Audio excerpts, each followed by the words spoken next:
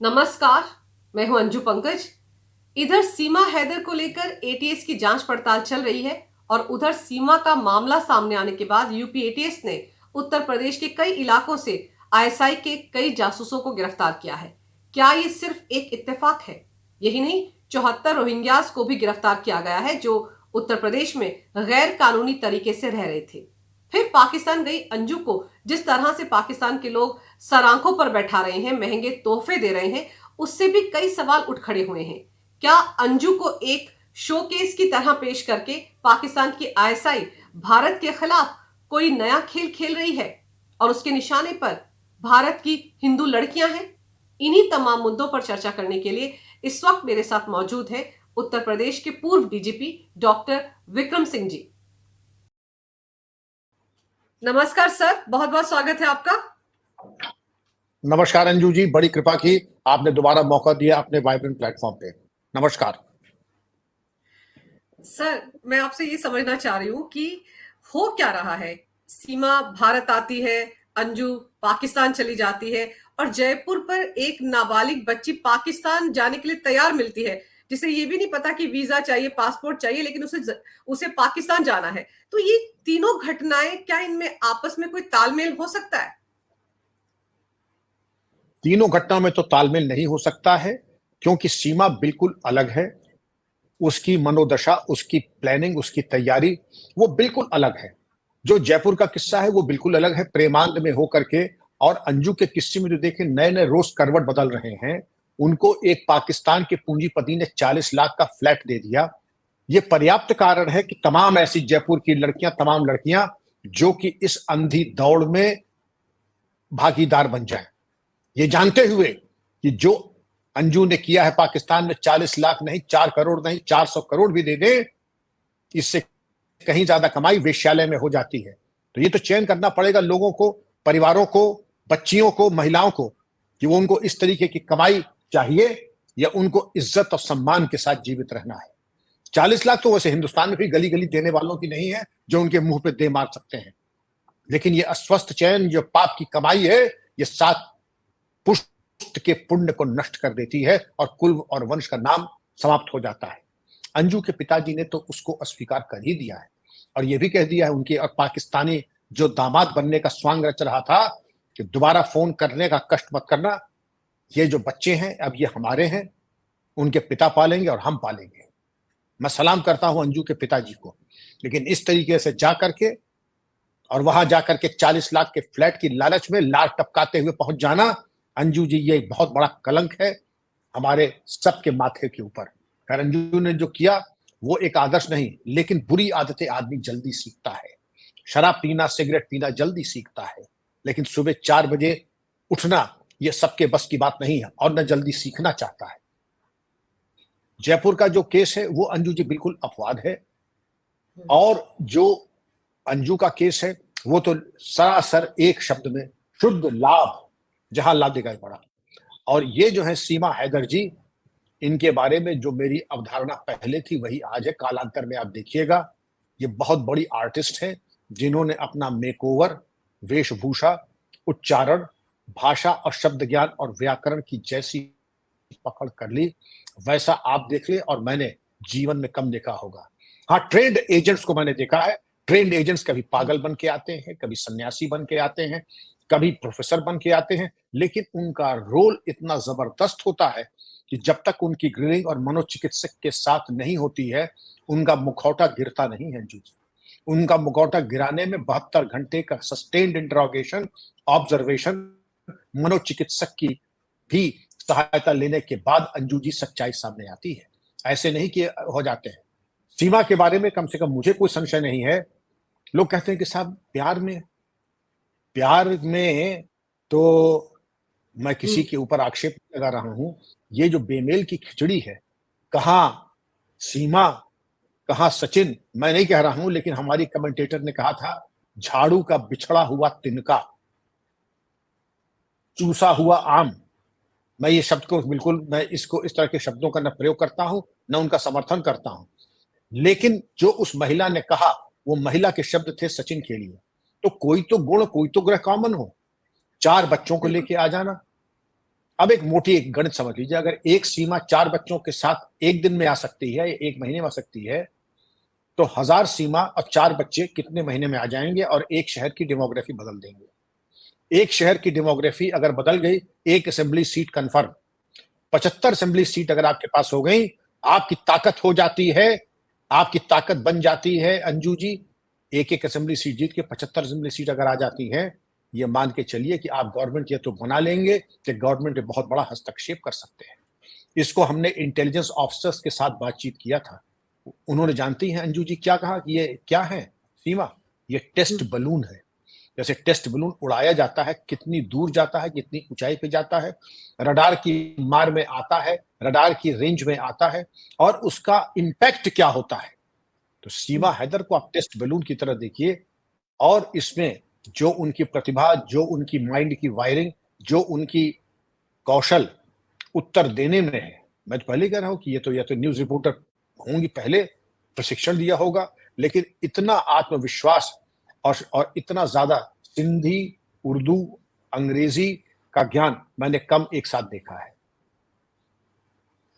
Sir, और सबसे ज्यादा ताज्जुब की बात यह है कि अब तो सीमा ने नई रट लगा ली है कि मेरा तो देश ही भारत है, मैं तो मरूंगी यहाँ पर, मुझे जला देना, मैं वापस नहीं जाऊंगी।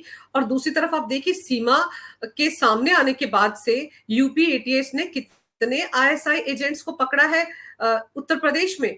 अभी रोहिंग्या भी 74 या 75 पकड़े गए हैं। तो ये सिर्फ इत्तेफाक नहीं हो सकता ना सर, क्योंकि कवर के साथ तो चलते ही हैं आईएसआई के एजेंट। बेशक, देखिए आपने बड़े महत्वपूर्ण बिंदु पर संकेत दिया है। अब उसके बारे में थोड़ा 2-4 मिनट बात कर ली जाए। 74 रोहिंग्या, योगी जी का जो ऑपरेशन रोहिंग्या है, ये मैं चाहता हूं कि पूरे देश में चलाया जाए। जैसे योगी जी का बुलडोजर मॉडल पूरे देश में चलना चाहिए। कलकत्ता हाईकोर्ट ने कहा कि तुम्हारे पास बुलडोजर नहीं तो योगी जी से लीज पे ले लो। इसी तरीके से जो यूपी का रोहिंग्या मॉडल है, ये पूरे देश में चलना चाहिए। मथुरा, हाथरस, अलीगढ़, आगरा, यहां 74, और मथुरा में तो हद ही हो गई। एक आदमी ने अपनी जमीन किराए पर दी, उस पे इन्होंने पक्के मकानों के सामने आपको जान करके ताज्जुब होगा और शौक भी लगेगा। ट्रैक्टर खड़े हैं, ऑटो रिक्शा खड़े हैं, टू व्हीलर्स खड़े हैं, और इस तरीके से इनको बसाया गया है। एक गांव की शक्ल उसको दे दी गई है। सार्वजनिक प्रसाधन गृह और शौचालय बनाए गए हैं। ये किसने बनने दिया और किसने बनवाया? सबसे पहले सवाल तो ये है, आप अंजू जी जहां रहती हैं, अपने मकान के आगे एक बोरी सीमेंट और 25 ईंट गिरा दीजिए। ये 15 मोटरसाइकिल वाले आ जाएंगे, हम थाने से हैं, हम चौकी से हैं, हम इस अथॉरिटी से हैं, हम उस अथॉरिटी से हैं। ये सीमेंट आपने गिराया कैसे? आपके नक्शे कहाँ हैं? आपकी परमिशंस कहाँ हैं? आपने किसी से इजाजत ली है? ये तो एक प्रतिष्ठित पत्रकार की, जो कि यहाँ की राष्ट्रवादी नागरिक है, चाहे आप हूं चाहे मैं हूं, यही होगा। अगर एक बोरा सीमेंट, एक बोरा गिट्टी आप गिरा ले, फिर देखिए कहां कहां से मोटरसाइकिल चल के और यमदूत की शक्ल में ये आ जाएंगे। और यहां पर पूरी टाउनशिप बस गई है। इनको कार्ड्स मिल गए हैं, बांग्लादेश से स्मगल होकर के आए, इनको भाषा का ज्ञान दिया गया, इनके आधार कार्ड्स वगैरह बना करके दिए गए, और इनको जॉब्स दिए गए। इनके काम क्या है आप समझ लीजिए, कूड़ा बीनना, होटल का वेस्ट बीनना, होटल की जूठन लेकर के उसको रिसाइकिल करना। अब रिसाइकिल भगवान करे कि वो रिसाइकिल करके कैटल फीड ही वगैरह बनाते होंगे, ये नहीं कि साहब उसके चावल मिल गया तो उसका फ्राइड राइस बना करके ठेले में बेच दिया, या कुछ और मिला तो उसको लपेट करके उसको आटा बना करके उसका डोसा पराठा बना दिया। अब ये तो जांच का विषय है। लेकिन अंजू जी, जो ये स्थितियां हैं, अगर 45-40 रोहिंग्या मथुरा से पकड़े गए, उनकी टाउनशिप का अनावरण हुआ और ये पकड़े गए, अब जाहिर है जब कोई पूछताछ होती, मान लीजिए सीमा से पूछताछ हुई, सीमा ने ये बताया कि अगर तुम कभी डिस्ट्रेस में रहो, सीमा को लाके कहां रखा? रबूपुरा, ग्रेटर नोएडा जनपद, गौतम बुद्ध नगर। उन्होंने कहा कि हो सकता है कि अगर तुम्हें कभी संकट आए, तुम्हारे यहां से हाथरस और मथुरा, अलीगढ़ बहुत नजदीक है, तुम भाग के यहां जा सकती हो। ये सब उसको बताया गया होगा। जो आपने पहले एक संकेत दिया था कि ये अकस्मात तो नहीं हुआ, आखिर ये क्रैकडाउन सीमा के पहले भी हो सकता था, लेकिन नहीं हुआ।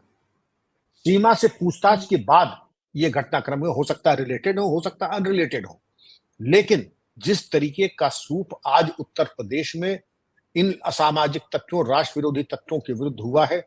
जाहिर है कि पूछताछ में कोई मुफीद जानकारी मिली होगी। उस मुफीद जानकारी के बुनियाद के ऊपर इंटेलिजेंस डेवलप हुई होगी। इंटेलिजेंस डेवलप होने के बाद ये छापे पड़े, परिणाम आपके सामने है। 75 रोहिंग्या अगर आपके 24 घंटे के ड्राइव में मिल जाते हैं, यही ड्राइव अगर हफ्ते 10 दिन चलाई जाए, और पक्की टाउनशिप्स, वहां की पुलिस, वहां की इंटेलिजेंस थानी क्या करती? मैं तो ये चाहूंगा कि वहां के जो थाना अध्यक्ष और इंटेलिजेंस ऑफिसर्स थे, वहां की जो भी मैजिस्ट्रेसी थी, उनसे पूछे आपकी नाक के नीचे टाउनशिप बन गई, एक गांव बन गया, आपने क्या एक्शन लिया? नहीं लिया तो आपका भी स्थान इन्हीं टाउनशिप के साथ, इनके साथ जेल जाने का है। अब इन अधिकारियों का भी स्थान इन रोहिंग्याओं के साथ, साथ ही साथ लागी ना ही छूटे रामा, दोनों एक साथ जेल जाओ। इन्होंने राष्ट्र विरोधी गतिविधि की, मात्र भ्रष्टाचार नहीं किया, कर्तव्य के प्रति उदासीनता नहीं व्यक्त की है, इन्होंने राष्ट्र विरोधी कार्य किया है। इसलिए इनके विरुद्ध भी कठोरतम दंडात्मक कार्रवाई होनी चाहिए। और आपके चैनल के माध्यम से मैं योगी प्रशासन और योगी जी महाराज से ये निवेदन करूंगा कि ऐसे अधिकारी, कर्मचारी, पुलिस अधिकारी, इन सब के ऊपर भी कठोरतम वैधानिक एवं विभागीय कार्रवाई अवश्य की जाए। लेकिन सर, ताज्जुब की बात यह है ना कि पूरा शहर बसा लिया, ट्रैक्टर वहां पर खड़े हैं, ऑटो रिक्शा वहां पर खड़े हैं, पक्के मकान बन गए। राजनीतिक क्षय के बिना तो ये नहीं हुआ होगा ना। ऐसा तबका भी तो है जिनको इनके आने से बहुत फायदा होता है। अगर ये वोट बैंक बनते हैं तो किसका वोट बैंक बनते हैं? अंजू जी, मैं फिर आपकी समझ को और आपकी समाचार की पकड़ को मैं सलाम करूंगा। कुछ वर्ष पहले जहां मैं नियुक्त था, एक विस्फोट हुआ और ऐसी ही तथाकथित टाउनशिप में करीब 30 मर गए। जो 30 मरे वो सब इलीगल बांग्लादेशी माइग्रेंट्स थे। अब आपने कहा ये टाउनशिप बनी कैसे? वो क्या काम करते थे? वो भी दरअसल कबाड़ का ही काम करते थे, जैसे ये रोहिंग्या करते थे कबाड़ का काम। और उनको जैसे ट्रेन के 3 टियर होते हैं, तो 3 टियर को आप और सकरा कर दीजिए और उसको 8 टियर कर दीजिए। 8 टियर इधर, 8 टियर इधर, 8 टियर इधर, और 8-8 घंटे की शिफ्ट्स में ये सोने आते थे, बाकी में बाहर जाकर के कूड़ा बीनना, खुराफात करना, अपराध करना। अब विस्फोट हुआ, 30 के करीब मर गए लोग। जब मर गए तो वहां नेता आके जानते हैं क्या कहते हैं? ये हमारी अमानत है। अगर ये इलीगल बांग्लादेशी और रोहिंग्या आपकी अमानत है, अमानत इसलिए क्योंकि ये आपके कमाऊ पूत हैं, आपको ला करके रद्दी और ये कबाड़ी के काम से आपकी कमाई कराते हैं। और जब निर्वाचन होता है तो वोट बैंक है आपका, आपको एनमास एक तरफा वोटिंग आपकी होती है। तो नेता बिना राजनीतिक शरण के इनका बसना असंभव है। और ये बसे इसीलिए हैं क्योंकि इनके भ्रष्ट राजनेताओं के कमाऊ पूत हैं, भ्रष्ट राजनेताओं के वोट बैंक से। मैं आपसे निवेदन करूंगा, एक बार आप ट्रेन से नैनीताल का सफर कीजिए। जब आप दिल्ली से चलेंगे, जैसे ही आपकी ट्रेन बहेड़ी, किच्छा, पंतनगर, लाल कुआं, हल्द्वानी, काठगोदाम जाती है, पटरी के दोनों तरफ आप देखेंगे सैकड़ों में नहीं, हजारों की संख्या में नाजायज बांग्लादेशी आके बस गए। जहां एक नहीं था, आज 50,000 है। और ये 50,000 नागरिक लाके ऐसे तो नहीं बसाए गए, ये बसाए गए हैं। बसाए क्यों गए हैं? वोट बैंक के चलते। वोट बैंक क्यों? जिससे कि हमारी जीत सुनिश्चित रहे। पहले तो ये कहा जाता है कि मैं हारूं या जीतूं, मेरा राष्ट्र हमेशा विजेता रहे। ऐसे 2 कौड़ी के घटिया राजनेता आ गए हैं, मैं जीतता रहूं, मेरा राष्ट्र भाड़ में जाए। सुप्रीम कोर्ट के आदेश की प्रतीक्षा है, वरना इनके इविक्शन के बारे में कार्रवाई हुई थी। इस बात को कदाचित 6 महीने होने को आ रहे हैं, लेकिन सुप्रीम कोर्ट के आदेश की प्रतीक्षा है। ये उम्मीद की जाती है कि मुख्यमंत्री उत्तराखंड इसके ऊपर प्रभावी कार्रवाई करेंगे और इन राष्ट्र विरोधी तत्वों को यहां बैठने नहीं देंगे। आप याद करें, जब इनके हटाने की बात हुई थी अंजू जी, तो इन्होंने ऑलमोस्ट वही CAA आंदोलन का घटनाक्रम रिपीट कर दिया था और उसी तरीके से धरना प्रदर्शन की तैयारी की थी। लेकिन हमारा पुलिस बल और खासकर उत्तराखंड पुलिस बहुत ही व्यावसायिक दक्ष है और प्रोफेशनली कॉम्पिटेंट है। इस तरीके के बंदर घुड़की और आंदोलन की धमकी झेलने और उसको डील करने में उनको पूरी महारत आती है अंजू जी। सर, और आप ये सोचो ना कि अभी अलीगढ़ मुस्लिम यूनिवर्सिटी, वहां पर भी तो एटीएस ने छापे मारकर एक छात्र को गिरफ्तार किया है, जिसके बारे में कहा जा रहा है कि आईएसआईएस के मॉड्यूल के साथ जुड़ा हुआ था वो। आप सोचिए, पढ़ रहा था वहां पर। ये इसमें कोई चीज अप्रत्याशित नहीं है। आईएसआईएस का एक ऑपरेटिव एएमयू से गिरफ्तार हुआ।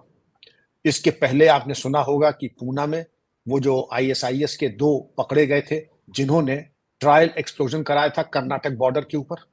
उनके जब मोबाइल फोन की तलाशी ली गई, जब खंगाला गया, फॉरेंसिक एग्जामिनेशन हुआ, क्या निकलता है उसमें से? चबाड हाउस, जो जूइश एक कम्युनिटी सेंटर है मुंबई में कोलाबा में, जिसके ऊपर 26/11/2008 के हमले में भी वहां पर आक्रमण हुआ था और हमारे यहूदी भाइयों बहनों के ऊपर आक्रमण हुआ था, उसके चित्र मिले हैं। अगर इसके चित्र आज मिल रहे हैं, ये 30 जुलाई की बात है, यानी कल की ही न्यूज रिपोर्ट में आया है। तो ये चीजें सामान्य नहीं है। एएमयू में एक ऑपरेटिव का गिरफ्तार होना, पुणे में 2 का गिरफ्तार होना, 2 के बाद 1 का और गिरफ्तार होना, उनके पास से जो आपत्तिजनक चीजें, विस्फोटक, आपत्तिजनक सूचनाएं और सामग्री, गूगल मैप चबाट हाउस का जो है, इसका मतलब आपको पूरी रूपरेखा, उसका गंतव्य, उसका नक्शा आपके पास सब था। क्या प्लान कर रहे थे आप?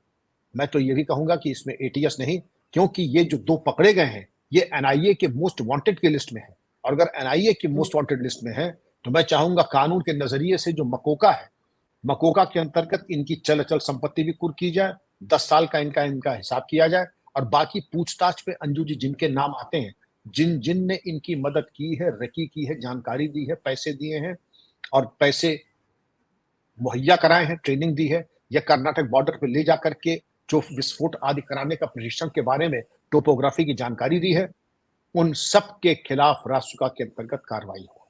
आप देखिए, इसमें हम थोड़ी सी कमी हमारी भी है। हमारी कमी ये है कि अगर आपने देखा होगा, कर्नाटक में पहले जो गिरफ्तारियां होती थी, उसमें फॉलो अप नहीं होता था। विस्फोट के केसेस में, एंटी नेशनल एक्टिविटीज में 5-5 महीने के अंदर, केवल 5 महीने में जमानत हो जाती थी। और वही जो जमानत पे अंजू जी आते थे, वही फिर उन्होंने 3 व्हीलर विस्फोट करने की कोशिश की। तो हमारी ऐसी उदारता क्यों? राष्ट्र विरोधी तत्वों को तो ऐसा कर देना चाहिए कि जैसे पोर्ट ब्लेयर में था कि आदमी जाए वहीं पर उसका अंतिम संस्कार हो, वापस बाहर ना आए। ऐसी कुछ व्यवस्था राष्ट्र विरोधी तत्वों के बारे में सोचनी होगी।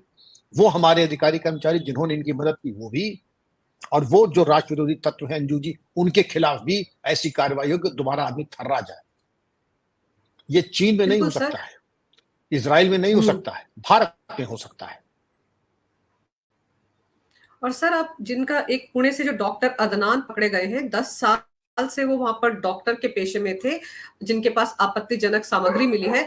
आप सोचिए कि वो किसी स्लीपर सेल का ही तो हिस्सा थे, 10 साल से चुपचाप काम कर रहे थे, और अचानक से आकर वो कुछ ना कुछ बड़ा काम करते, जिसके लिए रैकी भी करवा रहे थे।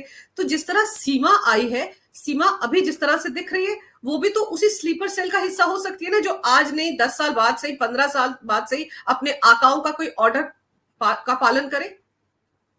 क्यों नहीं? इंटेलिजेंस ऑपरेशंस में अंजू जी 2-3 बातें होती हैं। हमने कहा टेस्ट बैलून है, कामयाब हो गई तो बहुत अच्छा है, 1000 सीमा और आएंगी, पर फेल हो गई तो स्लीपर सेल तो कहीं नहीं गया है। और आईएसआई का, जैसे प्रोफेशनल इंटेलिजेंस एजेंसीज होती हैं, उनका 5 साल का, 10 साल का, 15 साल का प्रोग्राम बनता है, एक रोड मैप तैयार होता है। आज से 25 साल पहले, 30 साल पहले किसको मालूम था? ये तो हमारे आपके जीवन काल की बातें हैं कि हबीब बैंक पाकिस्तान और हिमालयन राष्ट्रीय बैंक नेपाल ने मिलकर के हिमालयन बैंक बनाया, कोई दिक्कत नहीं है। लेकिन अगर हिमालयन बैंक की पूरी शाखाएं इंडो नेपाल बॉर्डर पे बन जाए, ये बहुत ही सस्पिशियस और संदिग्ध है, क्योंकि उनका उद्देश्य वाणिज्य और व्यापार बढ़ाना नहीं था। उनका एकमात्र उद्देश्य था कि हमारी करेंसीज को कमजोर करें, हमारी अर्थव्यवस्था के चोट करें। बहावलपुर पाकिस्तान में जो नकली नोट छपते थे भारतीय मुद्रा के, वो इन्हीं हिमालयन बैंक्स में आते थे। हिमालयन बैंक्स में 40 रुपए में 100 रुपए का, और 500 रुपए का नोट 200 रुपए में, और 2000 का नोट 400 रुपए में। ये रेट था अनऑफिशियल। तो पाकिस्तान की तो पूरी इकोनॉमी, अर्थव्यवस्था हमारी नकली नोट की वजह से चल रही थी। अब भारत सरकार ने ये सब कर दिए बंद, नकली नोट चलना हो गया बंद। अब हमारे यहां हो गया डिजिटल और यूपीआई पेमेंट। तो पाकिस्तान जो सूख गया है, उसकी अर्थव्यवस्था खत्म हो गई है, जो एक फेल्ड स्टेट था आज एक कंगाल स्टेट हो गया है अंजू जी, उसका कारण यही है, उसको चारों तरफ से उसकी गर्दन चोक कर दी गई है। और उनकी जो मुद्रा जो छापते थे, अब उनकी देखिए, अब्दुल करीम तेलगी की मशीनें उन्होंने खरीदी नीलाम से, नासिक प्रिंटिंग प्रेस भारत सरकार की, बहावलपुर ले गए, जर्मनी में जो प्रिंटिंग की इंक थी वो ले आए, डाई और कास्ट आपने कहा वही हमारा, और उसके बाद बहावलपुर में नोट छापना, उसके बाद हमारे हिमालयन बैंक के जरिए हमारे भारत की अर्थव्यवस्था में प्रवेश कराना। अच्छा मॉडल था, लेकिन सबके दिन पूरे हो जाते हैं, इस चुट्टे पने के भी दिन पूरे हो गए, और उसके बाद परिणाम आपके सामने है। आपके बाद जो आजाद हुआ, आप देखिए ईस्ट पाकिस्तान बांग्लादेश, आज उसकी अर्थव्यवस्था देख लीजिए, पाकिस्तान से कितनी गुने ज्यादा बेहतर है, कितना उसका सम्मान है अंतरराष्ट्रीय बिरादरी में, क्योंकि उसने व्यापार किया है, ईमानदारी के साथ किया है, टेक्सटाइल में और एक्सपोर्ट में आज बांग्लादेश का एक नाम है। लेकिन पाकिस्तान सोचा कि बस इसी तरीके के हेरा फेरी के धंधे करते रहो, आईएसआई को पूरा छोड़ दो, तो पाकिस्तान की फौज हो गई कॉफी, चाय और पिज्जा बनाना और ड्राई क्लीनिंग का काम करना, और आईएसआई बन गई इस तरह से चोरी चिकारी के कामों में। तो ये सब तो चोर चोरी से जा सकता है, हेरा फेरी से नहीं जा सकता है। तो अंजू जी, ये जो आपके धंधे थे, आपने देखा होगा कि 30 साल पहले उन्होंने सोचा, और इतने ही पे कम नहीं हुए, उन्होंने पूरे इंडो नेपाल बॉर्डर पे अपने पूजा स्थल, सराय और मदरसे भी बनाए। भाई यहां जहां एक घर तुम्हारा नहीं है, एक परिवार नहीं है, पूरे बॉर्डर पे तुमने सैकड़ों नहीं हजारों की तादाद में पूजा स्थल, मदरसे और सराय क्यों बनाए? इसीलिए बनाए कि तुम्हारी सीमा और उनकी नूर चश्म और उनकी आंखों के तारे इसी दरवाजे से आते रहे, जिसकी कि सीमा एक टेस्ट बैलून है। बिल्कुल। और सर आप ये सोचिए, मुझे तो ये लगता है कि जिस जब से जम्मू कश्मीर में आर्टिकल 370 हटा है, 35 से हटा है, इन्फिल्ट्रेशन बहुत कम हो गया है, तो पाकिस्तान बिलबिलाया हुआ है, इसीलिए वो इस तरह के हनी ट्रैप के मामले, हनी ट्रैप बिछा रहा है। आप देखिए ना, साइंटिस्ट एक हमारे, उनके साथ भी इस तरह से हनी ट्रैप किया गया, वो तो ब्रह्मोस की जानकारी देने वाले थे पाकिस्तान की एक जारा नाम की लड़की को। अंजू जी, कदाचित आप उनका नाम ले रहे हैं, कुरूलकर साहब, मैं नाम खुल के ले रहा हूं, कुरूलकर स्पाइंग केस, जो डीआरडीओ के साइंटिस्ट थे। और ट्रेजिडी तो ये देखिए, प्रशासनिक त्रासदी ये कि वो खुद ही लेक्चर देते थे कि कैसे हनी ट्रैप से बचा जाए। वो लेक्चर देते थे अपने इंटरनल ऑफिसर्स में कि हनी ट्रैप कैसे होता है, कैसे इससे बचा जाए, और खुद ही हनी ट्रैप हो गए। ब्रह्मोस मिसाइल की सीक्रेट्स वो जारा को देने को तैयार हो गए थे, क्योंकि ब्लैकमेल हो गए। भाई आप साइंटिस्ट हैं, ये तक मैं मानने को तैयार नहीं हूं कि आप बुजुर्ग हो गए, इतनी बेवकूफी का काम आप कर सकते हैं। आप तो कोर्स लेते थे, आप तो रिसोर्स पर्सन थे, डीआरडीओ में भी जाते थे और जगह जाते थे, हनी ट्रैप से कैसे बचा जाए। लेकिन जिस शातिर दिमाग से जिस तरीके से ये ट्रैप किया गया इनको, कि पीएचडी की स्कॉलर बन करके जारा आई और अपने कुछ गाइडेंस में, अब कैसी ट्रेनिंग हुई है देखिए। जाहिर है कि फिजिक्स और केमिस्ट्री की और बायोटेक्नोलॉजी की अच्छी जानकारी होगी, क्योंकि अगर पीएचडी के स्कॉलर बन करके कोई आया है तो कुछ पढ़ लिख करके तो आया होगा। तो सीमा अगर सिंधी, उर्दू, हिंदी और इन भाषाओं में पारंगत होकर इंग्लिश में आके बोल रही है, कोई बड़ी बात नहीं, क्योंकि जारा तो पीएचडी स्कॉलर बन गई। विश्वास जीता हमारे इन वैज्ञानिक का, विश्वास जीतने के बाद थोड़ा वर्गलाया, ब्रेन वॉश किया, और ब्रेन वॉश ऐसा कि कुरूलकर साहब जो हैं चारों खाने चित हो गए। तो ये चीजें बड़ी सावधानी वाली है, और ये चीजें जो इस तरीके के अटैक्स होते हैं, जैसे कहते हैं कोई भी साइबर क्राइम होता है, वो कहते हैं कि साहब पहले हम 10 अटैक करते थे, हम 8 में कामयाब होते थे। ये सही है कि जागरूकता बहुत बड़ी है, अब हम 10 अटैक करते हैं तो हम 20%, 30% ही कामयाब होते हैं। लेकिन वो भी बुरा क्या है, ये तो जैसे मछली का शिकार करने लोग जाते हैं, 10 मछली के कांटे डाले, कभी अगर भाग्यशाली है तो 10 में मछली फंसेगी, भाग्यशाली नहीं है तो 1-2 में फंस जाएगी, फंसेगी जरूर। आपका समय इसके लिए बेहतर ये होगा कि अपनी तैयारी पूरी हो, किसी अननोन आदमी से बात न करें, अनर्गल प्रलाप बिल्कुल न करें, अनर्गल अनाधिकार चेष्टा बिल्कुल बर्दाश्त न करें, इन सब चीजों की चीज बिल्कुल नहीं। और ये कह दें कि इस तरीके के कोई बचा हुआ है, मैं ये कह सकता हूं कि ऐसा वरिष्ठ नागरिक, चाहे मेरी एज का क्यों ना हो, चाहे किसी सर्विस का ना हो, उसके पास इस तरीके के मैसेजेस ऑब्जेक्शनेबल, आपत्तिजनक आते हैं। उसका पहले ही क्या तरीका है यहां बताने का नहीं, फिर कभी मौका रहेगा मैं बताऊंगा। ब्लॉक करने के साथ साथ आवश्यकता अनुसार साइबर पुलिस को जरूर रिपोर्ट कर दो। सर, पाकिस्तान की एक और हरकत पिछले दिनों देखने को मिली। मैंने और आपने यासिन मलिक वाले मामले पर भी बात की थी, जब उसे तिहाड़ से लाकर सुप्रीम कोर्ट में खड़ा कर दिया था। कितना बड़ा लैप्स था वो सिक्योरिटी के लिहाज से, उस पर हमने विस्तार से चर्चा की थी। अब तो यासिन मलिक की बेटी को स्पेशल सेशन में बुलाया जाता है पाक ऑक्यूपाइड कश्मीर में, वहां की असेंबली में, पार्लियामेंट में, और वो किस तरह की भाषा बोलती है। 11 साल की बच्ची, मतलब पाकिस्तान अब उस 11 साल की बच्ची का भी इस्तेमाल कर रहा है भारत के लिए। अंजू जी, मुझे खुशी है कि आपने इस बिंदु को उठाया है। पाकिस्तान ने यासीन मलिक को स्पॉन्सर किया, इसमें किसी को कोई संदेह नहीं है। पाकिस्तान ने यासीन मलिक को ट्रेन किया, फाइनेंस किया, और वो यासीन मलिक उनके लिए फ्रीडम फाइटर हो सकते हैं, हमारे लिए सजा याफ्ता मुलजिम है और मानवता के दुश्मन है। इसलिए कठोरतम सजा जो कि हो सकती है वो यासीन मलिक को मिलनी चाहिए। ये हमारे संविधान, ये हमारे कानून और प्रत्येक भारतवासी राष्ट्रवादी की ये मांग है। पाकिस्तान ने 11 साल की बच्ची का इस्तेमाल किया है, यूज किया, दुरुपयोग किया है, उसको अंतरराष्ट्रीय पटल पे एक सहानुभूति बटोरने के लिए और हमारे ऊपर आक्षेप लगाने के उद्देश्य से उन्होंने इसको यूज किया कि एक रटे रटाई स्क्रिप्ट को उन्होंने अपनी असेंबली में उस बच्ची को, रजिया नाम है उसका, जिससे पढ़ करके सुनवाया। रजिया ने ये तो कह दिया कि हमारे प्रधानमंत्री के ऊपर अनाधिकार और अनर्गल, अवांछित और आपराधिक आरोप लगाए। रजिया 11 साल की बच्ची में कोई, लेकिन जिन्होंने स्क्रिप्ट लिखा मैं उनसे पूछूंगा, जब यासीन मलिक ने अपहरण किया था रूबिया सईद का, जब यासीन मलिक ने हत्याएं की थी, जब यासीन मलिक ने ये सब अपराध किए थे जिसको सोच करके आदमी थर्रा जाता है, उसके बारे में एक शब्द रजिया से कहलवा देते, उसके बारे में खुदा भरसा कर देते, तो आपका खून खून है, हमारा खून खून नहीं है। हमारे यहां कत्ल हो जाए तो वो कत्ल नहीं है। यासीन मलिक के जितने डॉक्यूमेंटेड अपराध थे, सिर्फ उसको कुछ में सजा मिली है। वास्तविकता यह है यासीन मलिक सीरियल ऑफेंडर है, और मेरा मेरी ये मांग है एक भारतीय होने के नाते कि उसको फांसी होनी चाहिए। एक नहीं, 1000 रजिया आ जाए, इनकी बेगम साहब आ जाए, ये घड़ियाली आंसू कहीं और बहाएं, इनके कोई माने नहीं है। हमारा संविधान सर्वोपरि है।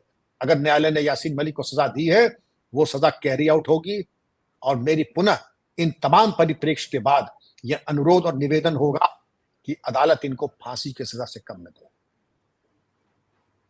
सर, आईएसआई ने सीमा को भेजा या नहीं भेजा, ये अभी जांच चल रही है। लेकिन अंजू जिस तरह से पाकिस्तान गई, जिस तरह से उसको वीजा मिल गया सीमा के आने के बाद, और अब वहां पर तोहफों की बरसात हो रही है। कंगाल पाकिस्तान उसको 40-40 लाख का फ्लैट दे रहा है। इसके पीछे भी आईएसआई है। और वो जो जयपुर वाली बच्ची थी, उसको भी तो जिसने बुलाया वो भी तो आईएसआई से जुड़ा हो सकता है। तो क्या पाकिस्तान अब इस तरह के खेल पर आमादा हो गया है? हो सकता है। देखिए, इसके दूरगामी परिणाम होता क्या है, ये इसको कहते हैं स्नोबॉलिंग इफेक्ट। मान लीजिए अंजू चली गई, आज बड़ा आक्रोश है भारत में, आज बड़ा आक्रोश है परिवार में। ये बच्ची जो है, जो जयपुर वाली है, चली गई। कालांतर में अंजू जी आप देखिएगा, हर घाव वक्त के साथ उस पर मरहम लग जाता है। परिवार में अगर कि एक परिवार में मान लीजिए 20 लोग हैं, 18 कभी क्षमा नहीं करेंगे, ये तो मैं लिख के दे सकता हूं। एक या दो कुछ मुलायम, कुछ उदारता उनमें होगी। हम कहते दो नहीं, एक ही मिल जाए, वो एक काफी है कि घर का भेदी लंका ढाए। ये एक परिवार का एक आदमी अगर अंजू के हमवार हो जाए, एक व्यक्ति, ये जो जयपुर वाली बच्ची हमवार हो जाए, उतना काफी, हमें ज्यादा की जरूरत ही नहीं है। आईएसआई का खेल ही क्या है, हर जगह भेदी तैयार करो, और भेदी उससे क्या सकता हो कि नाम के तुम भारतीय हो, धर्म तुम्हारा हिंदू हो, और काम करो पाकिस्तान के लिए। ये तो विन विन सिचुएशन है पाकिस्तान और उनके लिए। लेकिन ये किसी भी मदारी का खेल एक दो सीन के बाद खत्म हो जाता है। ये मान के चलिए कि अगर किसी ने अंजू अंजू का साथ देने की कोशिश की, और दूसरी चीज आपको मालूम होगा कि मैं अगर पाकिस्तानी वीजा के अप्लाई करूं, मुझे 100 साल नहीं मिलेगा। आप अप्लाई करें, कभी 100 साल नहीं मिलेगा। इनको तत्काल फौरन से पेशतर, और भी जांच करना कि हो सकता है वीजा फीस भी न लगी हो इनकी, आओ स्वागत है तुम्हारा, इस्तकबाल है तुम्हारा। तो इतने जल्दी वीजा मिलना ये भी संदिग्ध है। बहुत जल्दी इनका पहुंच जाना, एक बच्ची का पाकिस्तान का एयर टिकट कुछ सस्ता नहीं होता है, दुबई से ज्यादा महंगा है पाकिस्तान का एयर टिकट। और टिकट लेकर के जयपुर पहुंच गए तुम लाहौर जाने के लिए। ये बातें कुछ समझ में नहीं आ रही, लेकिन मैं समझता हूं इस पे जांच हमारी इंटेलिजेंस और पुलिस एजेंसीज कर रही होंगी। और इनका कितना कम्युनिकेशन था by WhatsApp, by voice over internet protocol, by Botim app, by Facebook Messenger, ये चीज देखने वाली है। सर, तो अब जितनी भी फ्लाइट्स कम से कम हिंदुस्तान से जा रही हैं पाकिस्तान की तरफ या सऊदी अरब या गल्फ कंट्रीज की तरफ, उस पर भी ध्यान रखने की जरूरत है कि कहीं इसी तरह से बच्चियां ये बताकर कि हमारे रिश्तेदार वहां पर हैं, इस तरह का खेल खेल कर तो ना जा रही हो। तो एक पैनी नजर तो सुरक्षा एजेंसियों को इस मामले पर, इस एंगल पर भी रखनी पड़ेगी। क्यों नहीं अंजू जी, ये बच्ची जो जयपुर से पकड़ी गई इसीलिए तो पकड़ी गई है कि लाहौर जाना एक बच्ची का इस तरीके से अकेले, वो तो कुछ होते हैं सस्पिशियस एक्टिविटी रिपोर्टिंग सिस्टम। एक बच्चा या बच्ची बिना वैलिड रीजन के पाकिस्तान जा रहा है, लोअर मिडिल क्लास की फैमिली है या मिडिल क्लास की फैमिली है, वीजा बड़ी जल्दी मिल गया, ये तमाम चीजें हाईली सस्पिशियस, संदिग्ध हैं। और ऐसे व्यक्ति को पहले बुला करके जरा पहले पूछताछ की जानी चाहिए और रडार पे रहना ही चाहिए। और पाकिस्तान से किसी को वीजा मिला कुछ छुपने वाला थोड़ी है, तो जग जाहिर हो जाएगा। कोई पाकिस्तान जा रहा है, ये मान के चलिए कि उसके ऊपर कोई ना कोई सर्वेलेंस, किसी तरह की इंटेलिजेंस इंक्वायरी या सर्वेलेंस जरूर रहती होगी, और अब उसको और कड़ा कर दिया गया होगा। बिल्कुल सर। और अंजू पाकिस्तान गई है, उसका मकसद जो होगा वो, उस मकसद में भी वो कहीं ना कहीं किसी ना किसी को तलाशने की कोशिश करेगी हिंदुस्तान में, ताकि उसे उसके जरिए आईएसआई जानकारियां जुटाए। और इसीलिए आप सही कह रहे हैं कि रडार पर तो वो भी होगी, और वो लोग भी जिन्होंने वीजा लिया है पाकिस्तान का। तो सुरक्षा एजेंसियों को थोड़ा चौकन्ना रहने की जरूरत है, क्योंकि पाकिस्तान अब एक अलग तरह का खेल खेल रहा है। आपने इसके बारे में विस्तार से तमाम पहलुओं पर जो जानकारी मेरे दर्शकों को दी है सर, उसके लिए आपका बहुत बहुत धन्यवाद। आपने मेरे लिए वक्त निकाला, इसके लिए आपका दिल से धन्यवाद। नमस्कार। थैंक यू अंजू जी, बड़ी कृपा की, बहुत बहुत नमस्कार। Thank you very much. जय हिंद। जय हिंद।